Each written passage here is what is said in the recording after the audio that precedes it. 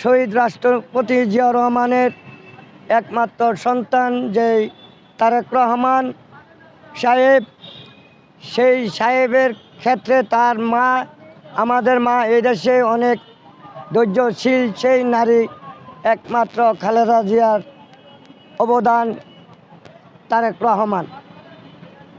সেক্ষেত্রে আমি বলতে চাই আমরা সবাই মায়ের সন্তান।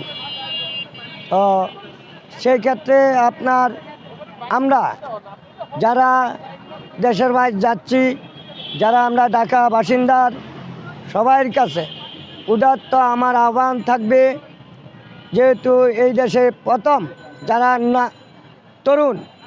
তরুণ অনেকে আমরা কেন্দ্রে গিয়ে ভোট প্রদান করতে পারি নাই বিদয় আজকে এই প্রদান করার জন্য আমরা তরুণ সবাই বৃদ্ধ যত আমাদের বাপ দাদা দাদিরা বেঁচে আছেন বা আছি, এরা আমরা সবাই একই সাথে সকল মিলে কেন্দ্রে গিয়ে আমাদের সুস্থ যে অধিকার মনের সেই ভোটটা আমরা দানের শীষে হস্তান্তর করে আমরা দেশের নেত্রী বেগম খালেদা জিয়ার সন্তান সেই তারেক রহমানকে যোগ্য ব্যক্তি হিসাবে আমরা বেছে নিয়ে ফুলের মালা গলায় দিয়ে জয়যুক্ত করে ইনশাআল্লাহ আমরা সকল জাতিকে আমার উদাত্ত আহ্বান থাকবে।